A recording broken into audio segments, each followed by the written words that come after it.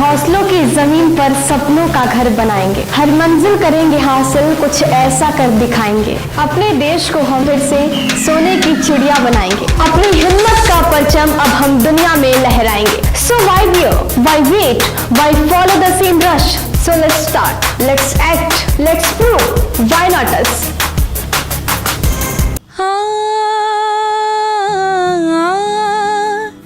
है मेरे वतन के लोगों, तुम खूब लगा लो नारा, ये शुभ दिन है हम सबका,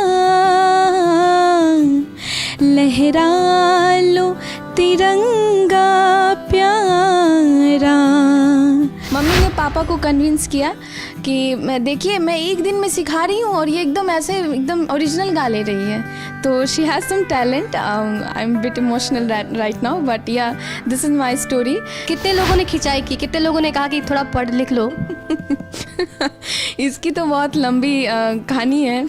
जिस वजह से आपको कॉन्फिडेंस होना चाहिए वही आपका डाउन है। आपकी आवाज़ लड़कों जैसी हो गई टॉन्सिलाइटिस से, और आपके डॉक्टर ने आपको कह दिया हो इसके लिए तो सिंगिंग है ही नहीं, इसका सिंगिंग छोड़वा दीजिए। राजनाथ सिंह जी ने मुझे फिर से बुलाया और उन्होंने बताया कि मैंने बहुत लोगों की सिंगिंग सुनी है लेकिन वंदे मातरम इससे अच्छा नहीं सुना है। That time how was your जोश? Hi sir, actually hi ma'am. जय जय भैरवी असुर भयाउनी, जय जय भैरवी असुर भयाउनी, पशुपति भामिनी माया, सहज सुमति वर दियो हे गोसाउनी।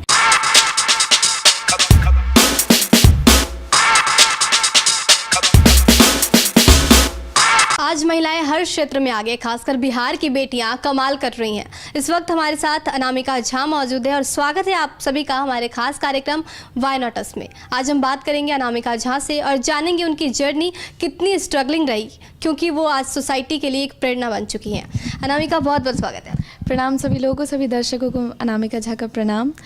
और प्रेरणा देने की बात जहाँ तक है वो तो मैं भी बहुत छोटी हूँ इस चीज़ के लिए, और बट काफ़ी स्ट्रगल्स लगती हैं जब इस तरह के इवेंट्स में आप आते हो जहाँ पे बड़े बड़े दिग्गज आए हुए हैं, आपसे मिल रहे हैं। कुछ लोग जानते हैं आपको, कुछ लोग आपको नहीं भी जानते हैं। तो सबसे पहले आप सभी का धन्यवाद इस इंटरव्यू के लिए भी। काफ़ी स्ट्रगल लगता है जब आप एक छोटे से अनुमंडल से हो, दलसिंह सराय से, और कहा जाए तो बहुत ही ज़्यादा कॉन्जर्वेटिव मेंटालिटी छोटे जगह की होती है, और वहाँ से ऊपर उठना, वहाँ से सिंगिंग करियर को स्टार्ट करना बहुत ही छोटे जगह से मैंने सीखा भी है।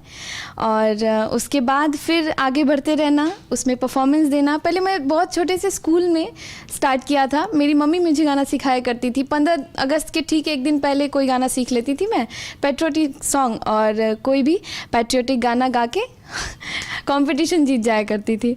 ऐसे ही करते करते 8th स्टैंडर्ड में मम्मी को एक दिन शौक़ आया कि मैं, वो हमेशा से चाहती है कि मैं लता मंगेशकर जी की तरह गाऊं। इंस्पिरेशन है हमारी सबकी, और सभी लोग बहुत मतलब खुश रहते हैं, मतलब सब चाहते हैं कि कुछ उस तरह का कर दिखाएं। तो मम्मी ने सिखाया मुझे ए मेरे वतन के लोगों गाना, और उन्होंने एक्सपेक्ट ही नहीं किया था कि मैं इतना अच्छा गाऊंगी। उस गाने को मैंने उस दिन 4 बार अलग अलग स्टेजेस पे गाया, परफॉर्म किया और जीता भी। थाना पे होता है हमारा प्रोग्राम, छोटे छोटे अनुमंडल में होते रहते हैं इस तरह के कार्यक्रम, वहाँ पे मैंने जीता। मेरा कर्मा तू धर्मा तू गाया। तो एक बार वो गाना सुना दो। कौन सा गाना बताइए? ऐ मेरे वतन के लोग।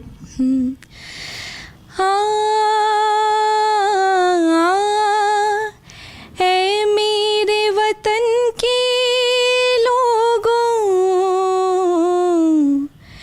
तुम खूब लगा लो नारा, ये शुभ दिन है हम सबका, लहरा लो तिरंगा प्यारा, पर मत भूलो सीमा पर वीर प्राण गवाए, कुछ याद उन्हें भी कर लो, कुछ याद उन्हें भी कर लो, जो लौट के घर ना आए, जो लौट के घर ना आए। ऐ मेरे वतन के लोगों, ज़रा आँख में भर लो पानी, जो शहीद हुए हैं उनकी ज़रा याद करो कुर्बानी। मैं तो एकदम इमोशनल हो गई बिल्कुल। मैं भी इस गाने को गा के कोई भी इमोशनल हो जाएंगे। अभी पुलवामा अटैक हाल ही में हुआ है, उस पर मुझे एक बात याद आ गई। पुलवामा अटैक में पिछले बार हम लोग सब बहुत ज़्यादा डिसहार्टन हो गए थे, तो मैंने इमोशनली एक गाना वतन वालों वतन ना बेच देना करके एक गाना गाया था और मैंने उसे शेयर किया था और as a tribute to Pulwama martyrs. And उसके बाद उस दिन उसे काफ़ी ज़्यादा नहीं देखा गया, 20-30 हज़ार लोग देखे थे। इस साल जब 14 फेब को आया वैलेंटाइंस डे, तो मैंने सेलिब्रेट नहीं किया और मैंने पुलवामा मार्टराइज के लिए ट्रिब्यूट देने की कोशिश की और उस वीडियो को मैंने वापस से शेयर किया और एक ही दिन में 2.1 मिलियन व्यूज़ है उस पर। और मैं सभी लोगों का बहुत बहुत धन्यवाद करना चाहती हूँ कि इतना हम लोग अपने सोल्जर्स को, मार्टराइज को प्यार करते हैं। तो वो कुछ भी नहीं है जो हमारे लिए वो कर रहे हैं, उस व्यूज़ से, उस वीडियो में वो कुछ भी नहीं है जो हमने किया उनके लिए, बट मेरी तरफ से एक छोटी सी कोशिश थी। अनामिका, जब आप सबसे पहले आपने स्टेज से गाया है मेरे वतन के लोगों, मम्मा का क्या रिएक्शन रहा आपके? बहुत बहुत खुश हुई। मम्मी ने पापा को कन्विंस किया कि देखिए मैं एक दिन में सिखा रही हूँ और ये एकदम ऐसे एकदम ओरिजिनल गा ले रही है। तो she has some talent. I am bit emotional right now, but yeah this is my story. तो मम्मी ने बोला पापा को कि इसके पास कुछ टैलेंट है अनोखा, ये कर दिखाएगी कुछ। तो फिर मैंने 8th स्टैंडर्ड में सीखना शुरू किया और श्री राम पोदार सर से सबसे पहले वहाँ पे सीखा मैंने। छोटा सा इंस्टीट्यूट है उनका, संडे टू संडे जाती थी। एक प्रॉपर जो गाइडेंस होती है ना, मैंने आज तक नहीं ली है वो, बिल्कुल भी नहीं। बहुत मैं दुर्भाग्य कह सकते हैं मेरा कि बहुत कम चांस मिला है। फिर वहाँ से 9th-10th में सीखते सीखते गाते गाते स्कूल में परफॉर्म करते करते मैं 10th में कभी प्रोफेशनल भी परफॉर्म की, कभी कभी काव्य गोष्ठी होता है उसमें मुझे बुलाया जाता था कि बहुत सुरीली है, इनसे हम एक गाना तो ज़रूर सुनेंगे। तो उस तरह से मेरा फिर एक्सपीरियंस बढ़ता गया स्टेज सिंगिंग में। फिर धीरे धीरे 11th-12th में क्या हुआ कि 11th-12th से पहले एक समस्तीपुर में स्नेह उपाध्याय दी का नाम आया था, अभी वो भी आई है आज। तो वो भी थी उस प्रोग्राम में और वो आई थी परफॉर्मर की तरह और मैं आई थी पार्टिसिपेट करने को। तो मैंने चानन भेल मैथिली सॉन्ग गाया था, तो सभी लोगों ने बहुत सराहा था और बहुत अच्छा रहा वो कार्यक्रम। उसके बाद 11th-12th में मैं रांची चली गई पढ़ाई करने के लिए और वहाँ स्कोप हो गया आपका इंजीनियरिंग, साइंस और PCM का जो स्टूडेंट होता है उसके लिए उस वक्त कुछ नहीं है, बस 12th अच्छा पास करो, यही होती है प्रेशर। तो वो 2 साल में पिछड़ गई सिंगिंग में, छोड़ दिया सब कुछ। और वहाँ पे भी बहुत सारी इमोशनल स्टोरीज है, बताती चलूँगी, बहुत लंबा हो जाएगा ये वीडियो क्लिप्स। आप अकेले अभी आप अकेले रहते हो, हर चीज़ मैनेज करना होता है, एज अ स्टूडेंट भी, एज अ सिंगर भी, कैसे मैनेज करते हो आप? पहले मेरे पास कोई मोटिवेशन नहीं थी, सिर्फ माँ और पापा ही हैं और भाई बहन भी हैं। बहुत मैं लकी हूँ, सिबलिंग्स भी बहुत कूलेस्ट सिबलिंग्स मिले हैं मुझे, जो वो नहीं कर सके वो मुझे करने को कहते हैं हमेशा और बहुत सपोर्ट करते हैं सभी लोग।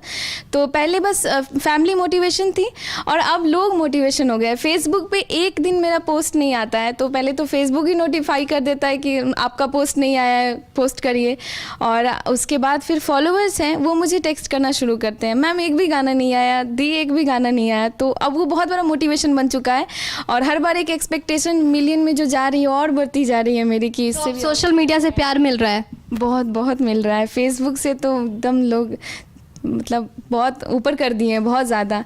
और मिथिलांचल के लोग भी बहुत प्यार दे रहे हैं। सबसे बड़ी बात है किसी भी आर्टिस्ट के लिए उसके घर से, मैं बिहार से हूँ तो उसके घर से ऊपर जाना, उसके घर में उसे इतना प्यार मिले तो नेशनल क्या इंटरनेशनल लोग चले जाते हैं। बिल्कुल, इतने छोटे से जगह पे आप मुकाम हासिल करना बहुत मुश्किल होता है। कितने लोगों ने खिंचाई की, कितने लोगों ने कहा कि थोड़ा पढ़ लिख लो? इसकी तो बहुत लंबी कहानी है। फैमिली के अलावा अगर देखा जाए तो मैं दलसिंह सराय से बिलोंग करती हूँ, तो अब तक भी बहुत ज़्यादा सपोर्ट कह सकते हैं कि वहाँ से भी नहीं है। कुछ लोग दलसिंह सराय के लोग भी मुझे सपोर्ट करते हैं, जो भी हैं, मतलब जितने लोगों ने मुझे सुना है सब बहुत इज्जत करते हैं और सपोर्ट भी कर रहे हैं। लेकिन कुछ खिंचाई करने वाले तो, और ऐसे कहते हैं ना कि क्रिटिसिज्म ज़रूरी होती है, हमेशा तारीफ करने से इंसान बहुत इगोइस्ट हो जाता है। उसी की आलोचना होती है जो कुछ अच्छा कर रहा होता है। हाँ, तो बैलेंस बना रहता है। तो मैं उन सभी की शुक्रगुजार हूँ कि जो क्रिटिसाइज़ भी करते हैं, बहुत ज़रूरी है, अच्छी चीज़ों के लिए भी करिए ताकि मैं थोड़ा और इम्प्रूव कर सकूँ अपने सिंगिंग को। अच्छा, आपके पापा को कभी किसी ने बोला क्या कि बेटी को थोड़ा पढ़ा लिखा लो, सिंगिंग करती है, कुछ फ़ायदा उससे होता नहीं है? पापा ने ये बात बोला, इसीलिए आज मास कम्युनिकेशन भी कर रही हूँ। तो माँ की बात रखने के लिए सिंगिंग भी कर रही हूँ, और पापा की बात अगर सिंगिंग के साथ देखा जाए पढ़ाई, तो वो भी बहुत ज़रूरी है। मैंने खुद में ये फील किया है कि अगर मैं सिर्फ 12th करके सिंगिंग कर रही होती और या पापा की बात मान के मास कॉम कर रही हूँ, तो दोनों में क्या डिफरेंस है। तो दोनों ही का मैं क्या कह सकते हैं, प्रोफेशनल लाइफ भी और खासकर अपने शौक को भी जी रहे हो आप। हाँ बिल्कुल, दोनों ही। और पढ़ाई तो बहुत ज़रूरी है, और मास कम्युनिकेशन में मुझे इंटरेस्ट भी है। आप तो अच्छे से जानते होंगे, you are being a journalist, so. और आपको एक बार टॉन्सिल भी हुआ था, तो कितना वो जो पॉइंट था, वो जो दौर था, वो कितना इमोशनल रहा? क्योंकि उससे उभर कर आना, क्योंकि आपको डॉक्टर ने कह दिया था कि आप अभी गा नहीं पाओगे, तो कितना दुख हुआ था उस वक्त कि क्योंकि आप सिंगिंग को जी रहे हो, कितना उस समय लगा था, झटका लगा था? 11th-12th का टाइम था, और सभी लोगों को देख रही थी मैं परफॉर्म करते हुए, और ख़ुद को सोच रही थी अरे मैं क्या करने आ गई हूँ। उस मोमेंट में एक होता है ना कि जब आर्टिस्ट को लोग बाहर सपोर्ट नहीं कर रहे होते हैं, सिर्फ क्रिटिसिज्म ही मिल रहा होता है, तो अगर आपके अंदर में वो टैलेंट बचा होता है ना, तो बहुत मोटिवेटेड होता है इंसान, कॉन्फिडेंट होता है। लेकिन जब जिस वजह से आपको कॉन्फिडेंस होना चाहिए वही आपका डाउन है, आपकी आवाज़ लड़कों जैसी होगी टॉन्सिलाइटिस से, और आपके डॉक्टर ने आपको कह दिया हो इसके लिए तो सिंगिंग है ही नहीं, इसका सिंगिंग छोड़वा दीजिए, बहुत ज़्यादा हर्ट होता है।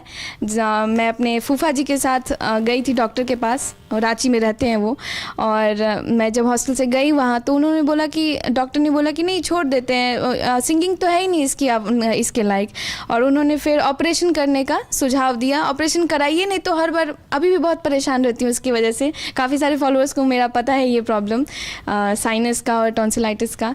तो उस वक्त क्या था कि मैं बहुत ज़्यादा इमोशनल भी हो गई और डर भी गई। मुझे लगा कि अरे सच में क्या ऐसा ही हो जाएगा मेरे साथ। मैं पापा को फ़ोन की डरते डरते कि वो कह रहे हैं कि ऑपरेशन कराना पड़ेगा, और ऑपरेशन के बाद प्रेशर नहीं दे सकते हो, गाना नहीं पड़ेगा, गाना नहीं होगा। तो बहुत ज़्यादा इमोशनल और स्केरी मोमेंट था मेरे लिए। सिंगिंग इज़ माई लाइफ, तो आप समझ सकते हो। तो फिर पापा ने मुझे थोड़ा कंसोल किया, ऐसा कुछ नहीं होगा, हम होम्योपैथी में जाएंगे। और फिर मुझे एक मेरी फ्रेंड रांची में मिली, जिसके पापा, वो फ्रेंड अभी खड़ी है वहाँ पे और पापा मेरे पीछे हैं। तो सलोनी नाम की एक फ्रेंड मिली जिसके पापा होम्योपैथी डॉक्टर हैं। वो मुझे 5 साल से 4 साल से होम्योपैथी की दवा दे रहे हैं, जिसके कारण अभी आवाज़ आपके सामने है। तो फैमिली को बहुत सपोर्ट रहा? बहुत ज़्यादा, और अभी तक है। अभी भी लाइफ में बहुत कुछ करना, अभी कुछ भी नहीं किया है मैंने, अभी बहुत कुछ करना है। तो अभी बस यूँ ही सपोर्ट बना रहे, और आसपास के लोगों का भी धीरे धीरे, जैसे मैंने बताया कि पहले स्टार्टिंग में मैं जहाँ से हूँ वहाँ से लोग उतना इंटरेस्ट नहीं दिखाते थे, अभी भी शेयर नहीं करते मेरे बहुत सारे कंटेंट्स। लेकिन अब जैसे जैसे मुझे ऊपर जाता हुआ देख रहे हैं, तो वो मुझ में कहीं ना कहीं इंस्पायर हो रहे हैं, कहीं ना कहीं मुझ में गर्व महसूस कर रहे हैं कि अरे मेरे जगह की लड़की वो जा रही है राजधानी में परफॉर्म करने। अभी मौर्या होटल में बैठ के मैं परफॉर्म करने के लिए आई हुई हूँ, तो ये बहुत बड़ी बात है उनके लिए भी।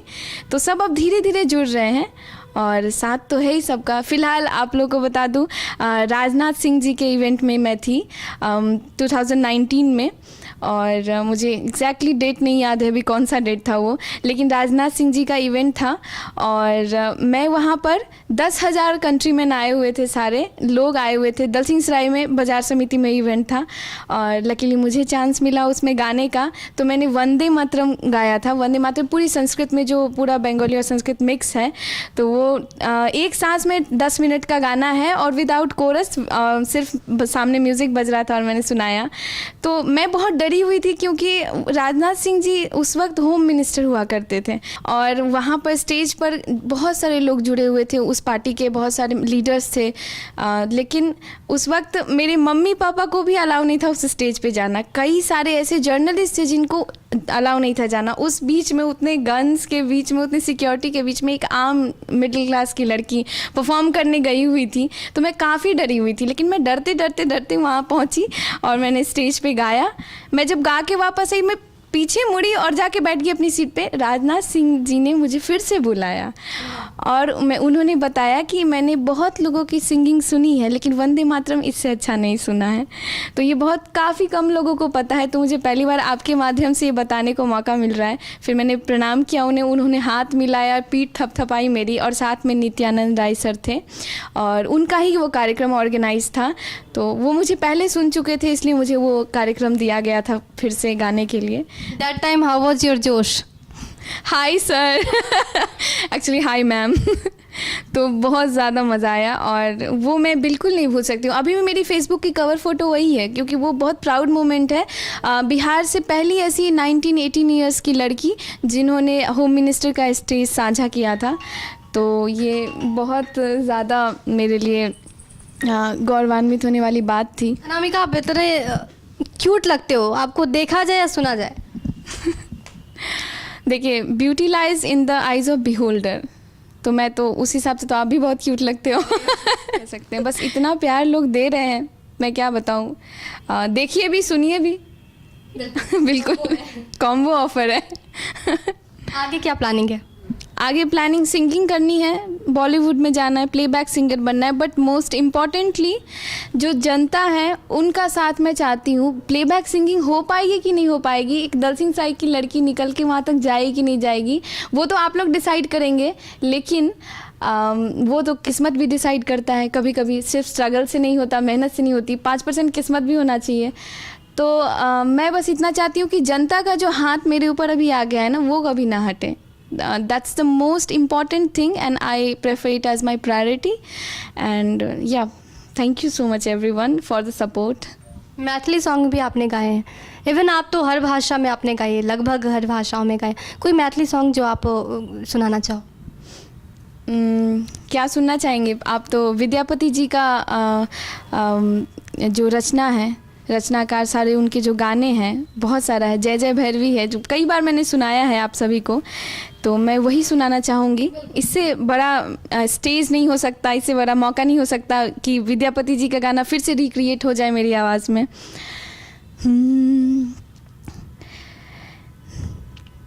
जय जय भैरवी असुर भयाउनी, जय जय भैरवी असुर भयाउनी, पशुपति भामिनी माया, सहज सुमति वर दियु हे गोसाउनी, अनुगत गति तू पाया, जय जय भैरवी असुर भयाउनी, जय जय भैरवी असुर भयाउनी।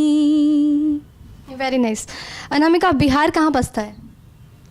मेरे दिल में। और मैं क्या बताऊँ, बिहार बसता है मिथिलांचल में, भोजपुरी में, लिट्टी चोखा में, और बस। कहाँ ले जाना है बिहार को? जो नज़र फॉरेन कंट्री के लिए इंडिया देखती है ना, बहुत एक्टिव है, बहुत ज़्यादा मॉडर्न है, तो मैं अपनी कल्चर के साथ वही मॉडर्नाइज्ड वे में दिखाना चाहती हूँ इंडिया को कि हम भी बिहारी भी, हम कम नहीं हैं। और एक्चुअली मैंने कई बार दिखाया है, इस चीज़ को बताते हुए मुझे बहुत अच्छा लग रहा है। कॉलेज में मैं जब परफॉर्म करती हूँ या किसी भी इवेंट में मैं पार्टिसिपेट करती हूँ, तो जो वहाँ जज बैठे होते हैं ना, वो पूछते तुम कहाँ से आई हो? मैंने बिहार से। तुम लगती नहीं हो बिहार की, ऐसा कहते हैं। तो मैंने पूछा क्यों? नहीं, भाषा वैसा और स्टाइल वैसी, ऐसे ही होते हैं बिहारी। पढ़े लिखे बिहार के लोग अपनी संस्कृति के साथ चल रहे हैं, और अगर हम भोजपुरी ही बोले या मैथिली ही बोले तो क्या दिक्कत है? मैं कोलकाता में पढ़ती हूँ, वहाँ सभी बंगाली बोलते हैं, सभी प्राउडली बंगाली बोलते हैं। इवन टीचर्स को बोलना पड़ता है, सर मुझे बंगाली समझ नहीं आ रही है, एक बार आप इंग्लिश में बोल देंगे। तो मैं चाहती हूँ कि बिहार में भी वही स्ट्रेंथ हो, और अगर भोजपुरी में बोल रहे हैं या गा रहे हैं ना, तो ऐसे भी हमारा तो है ही लगावे लू लिपस्टिक। हम कॉलेज में नहीं डांस करते हैं, क्या कह सकते हैं, हिंदी गानों पे हम डांस करते हैं, उसी गानों पे। सारे जितने भी भोजपुरी गाने ना, मज़ा उन्हीं गाने पे आता है। तो मैं कहूँगी कि इस कल्चर को बढ़ाते रहिए आगे, ये बहुत अच्छी चीज़ हो रही है। और जो मैं कहूँ, और एक बात की, भोजपुरी की जो मिठास है, जो खूबसूरती है, कृपया उसको बनाए रखें, क्योंकि उससे ज़्यादा हमें लाभ होगा।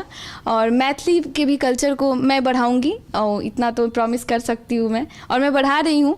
मेरी वजह से मेरे कॉलेज के लोग जान रहे हैं कि मैथिली भाषा क्या है, अनामिका क्या करने जाती है, नहीं है, अभी क्या करेगी, मैथिली में क्या गाया जाता है, वो सारी चीज़ें वो देख रहे हैं रोज़। इतनी छोटी सी उम्र में इतनी बड़ी सोच।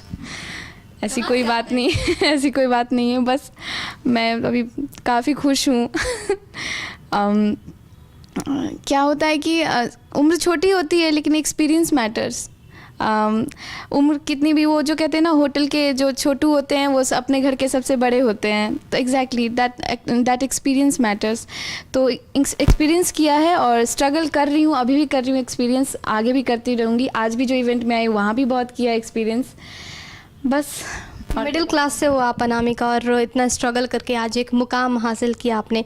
बहुत सारे ऐसे बच्चे हैं बिहार के जो मिडिल क्लास से आते हैं, उनके अंदर टैलेंट होता है लेकिन उनके पास मोटिवेशन नहीं होता है।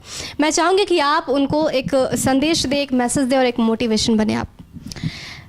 जहाँ तक मैंने देखा है अपने भी फ्रेंड्स को, बिहार से, पर्टिकुलरली बिहार से या फिर कोई भी कंजर्वेटिव फैमिली और मतलब लोकेलिटी से, मैं सबसे पहले उन बच्चों को या फिर और जो यंगस्टर्स हैं उनको कहना चाहूँगी, अपनी बात को माँ बाप के सामने कैसे रखना है वो सीखें। छुपा के ना करें, और ना ही ये सोचे कि पापा मम्मी तो मना ही कर देंगे। Prove them your talent. मैं ऐसा बिल्कुल नहीं कहूँगी कि मुझे पूरा सपोर्ट मिला ही हुआ था हमेशा से, लेकिन you have to prove your talent. आपको ये बताना होगा कि हाँ पापा मैं ये कर सकती हूँ। एक दो बार चांस कोई पेरेंट्स नहीं चाहते, उनका इंटेंशन बिल्कुल नहीं होता है कि इसको नहीं बनाना है, इसको आगे नहीं जाना है। बस वो यही सोचते हैं कि जो लाइफ में मैंने स्ट्रगल की है ना, मेरा बच्चा ना देख जाए, वो इतनी पढ़ाई इतने खर्चे के बाद भी वो कुछ ना बन पाए, ऐसा ना हो जाए। तो मैं बस वो बच्चों को बोलना चाहूँगी, वो सारी यंगस्टर्स को, कि पहले बात को रखें, हाँ पापा मुझे यही करना है। और अब तो इतना दुनिया एडवांस हो चुका है कि पापा मम्मी भी देखते हैं कि अरे बच्चा सिंगिंग कर रहा है, उसका उसमें दिल लग रहा है, देखो कहाँ पहुँच गया। आप उसको इंजीनियरिंग में डाल दोगे तो वो नहीं कर पाएगा, मुझे डाल देंगे तो मुझे कोई नहीं, अभी आप बाइट नहीं ले रहे होते। तो मैं यही कहूँगी कि बच्चों को पेरेंट्स के सामने में अपनी जो मतलब कला है उसके बारे में बताना चाहिए, और पेरेंट्स को भी समझना चाहिए। लोग क्या कह रहे हैं बाहर कोई बात नहीं, अब तक कह रहे हैं बूढ़ी हो जाऊँगी मैं गा गा के, फिर भी कहेंगे।